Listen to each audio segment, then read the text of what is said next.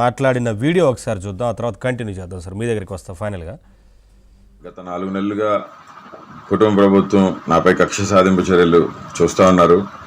ఫిబ్రవరి 14వ తారీఖు interim bail మీద నేను బయటికి రావడం జరిగింది. ఇది వివరణ ఎందుకంటే గత రాత్రి నుంచి ఇవాళ నాకు అనంతపురం బెయిల్ వచ్చే తరుణంలో మళ్ళీ నాకు బెయిల్ రాకుండా చేసేదానికి కుటుంబ ప్రభుత్వం పనిన కుట్ర ఇది. దళితున్నైన నన్ను చిత్రహింసలు పెట్టారు. 3rd డిగ్రీ ఇచ్చారు కర్నూలులో. నా వెన్నుపూస L4 బోన్ ఫ్రాక్చర్ అయింది.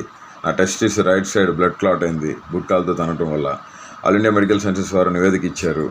ఆ నివేదికను కోర్టు వారికి సబ్మిట్ చేసాం, హైకోర్టు వారికి.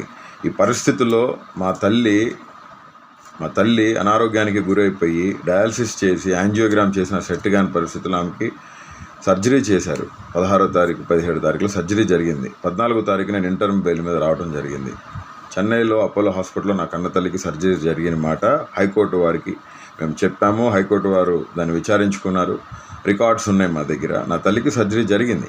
14వ తారీఖు రిలీజ్ అయిన నేను 28వ తారీఖు వరకు నేను మా తల్లిగారితో ఉండి 28వ తారీఖున నేను సెంట్రల్ ప్రిజన్లో ఎక్స్టెన్షన్ బెయిల్ కేసు రాకపోతే సెంట్రల్ ప్రిజన్లో నేను 4:45 కల్లా నాకు ఇచ్చిన టైం పరిధిలో కోర్టు వారిని గౌరవించి నేను సరెండర్ అవ్వడం జరిగింది. ఆ క్రమంలో మళ్ళీ వెంటనే మరుసటి రోజు నాకు మళ్ళీ ఇంటర్మ్ బెయిల్ రావడం జరిగింది. 3వ తారీఖు నేను రిలీజ్ అయ్యాను. 1వ తారీఖు ఇంటర్మ్ బెయిల్ ఇస్తే నేను 3వ తారీఖు రిలీజ్ అయ్యాను. ఆదివారం కావడంతో అక్కడ స్టాఫ్ కొరత ప్లస్ షూరిటీస్ అయ్యో సరిపోలేదని చెప్పడంతో ఈ క్రమంలో నా తల్లిని నేను ఒక్కడనే కొడుకుని నేనే చూసుకోవాలండి. 5 చెల్లెలు ఉన్నారు. వాళ్ళంతా చదువుకున్నారు, పెళ్ళిళ్ళు చేసుకొని సెటిల్ అయ్యారు వాళ్ళు. ఇప్పుడు నా కన్న తల్లికి తండ్రి లేడు, చనిపోయారు. నా తండ్రి చనిపోయారు. ఈ పరిస్థితుల్లో ఇంటర్మ్ బెయిల్ రాకుండా చేసేదానికి విధాల ప్రయత్నాలు చేశారు. కానీ హైకోర్టు మీద, ఉన్నతమైన న్యాయస్థానాల మీద నమ్మకం ఉంది మాకు. ఇప్పుడు కొత్తగా కావించింది ఏంటంటే నేనేదో ఫేక్ సర్టిఫికేట్ నేను అసలు ఫేక్ సర్టిఫికేట్ ఎలా పెడతానండి? నేను సెంట్రల్ ప్రిజన్లో ఉన్నాను, నేను జైల్లో ఉన్నాను. మెడికల్ సర్టిఫికేట్స్ మొత్తం మా వాళ్ళు అక్కడ సబ్మిట్ చేశారు కోర్టుకి. కోర్టు వారు దాన్ని చూసి నాకు ఇంటర్మ్ బెయిల్ ఇవ్వడం జరిగింది. మా కన్న తల్లి గారికి బైపాస్ సర్జరీ జరిగింది, ఓపెన్ హార్ట్ సర్జరీ జరిగింది. కాబట్టి మా కన్న తల్లి గారి దాని మీద నాకు ఇంటర్మ్ బెయిల్ వచ్చింది. కన్న తల్లిని చూసుకునేది నేను. కోర్టుని గౌరవించాను, అమితంగా గౌరవిస్తాం. ప్రాణం పోయినా వెనుతిరిగే ప్రసక్తి లేదు. కోర్టులకే, కోర్టు మాటలకే, కోర్టు న్యాయమూర్తుల మాటలకే కట్టుబడి ఉంటాం. బాబాసాహెబ్ అంబేద్కర్ వారసుడిగా, దళితుడిగా, నేను ఒక లా చేసిన స్టూడెంట్గా నేను మీకు అందరికీ విన్నవించుకుంటుంది ఒకటే, నన్ను ఇబ్బంది పెట్టి నాకు బెయిల్స్ రాకుండా నన్ను పర్మనెంట్గా జైల్లో ఉంచాలని చెప్పి కూటమి ప్రభుత్వం, నారా లోకేష్ గారు, పవన్ కళ్యాణ్ గారు, చంద్రబాబు నాయుడు గారు చేస్తూ ఉన్నారు. నన్ను చంపాలని చూస్తున్నారు. నాకు ఏమైనా, నా కుటుంబానికి ఏమైనా దానికి కారణం నారా లోకేషే. చంద్రబాబు నాయుడు, పవన్ కళ్యాణే. మరొకసారి తెలియజేస్తూ, నేను ఇంటర్మ్ బెయిల్ మీద ఉన్నాను. నా కన్న తల్లిని చూసేవాళ్ళు ఎవరు లేరండి. మాకు దిక్కెవరు లేరు. దేవుడే మాకు దిక్కు. జగన్మోహన్ రెడ్డి గారే ఏదైనా, కన్న తండ్రి అయినా తల్లి అయినా వైఎస్ఆర్సీపీ పార్టీ, జగన్మోహన్ రెడ్డి గారే మా తండ్రి లాంటి వ్యక్తి.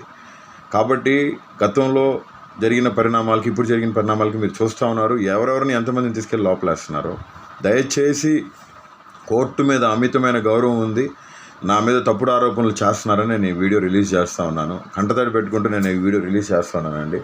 ఈ పరిస్థితులు పగడికి కూడా రాకూడదని చెప్పి. నా కన్న తల్లికి ఓపెన్ హార్ట్ సర్జరీ అయిందండి. నా కన్న తల్లి దిగులుతో, మనోవేదంతో ఆవిడ స్టిచ్చెస్ కూడా విప్పించుకోలేని పరిస్థితి. నన్ను చూసిన తర్వాతే ఆవిడ స్టిచ్చెస్ అనేవి విప్పించుకోవడం జరిగింది. ఆవిడ ఇప్పుడిప్పుడే కోలుకుంటా ఉన్నారు. నా కన్న తల్లికి నా అవసరం ఉందండి. నా మాతృమూర్తికి నా అవసరం ఉంది, నాకు జన్మనిచ్చిన తల్లి.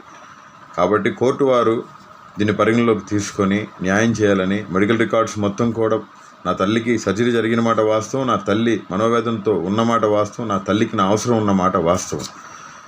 హ్యుమానిటేరియన్ గ్రౌండ్స్లో కోర్టు వారు అన్ని రికార్డ్స్ పరిశీలించి నాకు ఇంటర్మ్ బెయిల్ ఇవ్వడం జరిగింది. దీన్ని తప్పుదో పట్టించడానికి ఆంధ్రప్రదేశ్ పోలీస్ యంత్రాంగం మొత్తం ట్రై చేస్తూ ఉంది. అనంతపురం సిఐ సాయినాథ్ గారు ఇదే పనిలో ఉన్నారు. చాలా ఇబ్బందులు పెట్టారు నన్ను, చాలా చిత్రహింసలకు గురి చేశారు ఆయన. బెయిల్ రాకుండా 311 సెక్షన్ నా మీద పెడతాం జరిగింది. 311 సెక్షన్ నాకు ఆప్ట్ అవుదండి. As per the given constitutional rule నాకు అసలు ఆప్ట్ అవునే అవుతుంది.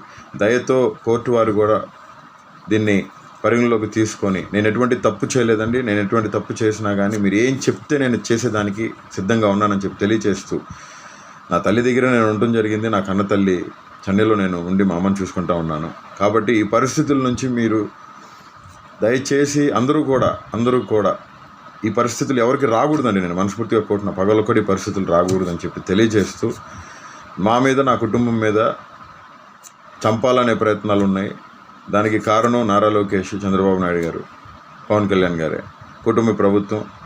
నాకేమన్నా అయినా నా బిడ్డలకి ఏమైనా, నా భార్యకి ఏమైనా, నా అమ్మ నా కన్నతల్లికి చెల్లెలకి ఏమైనా దానికి సంపూర్ణ జవాబుదారీ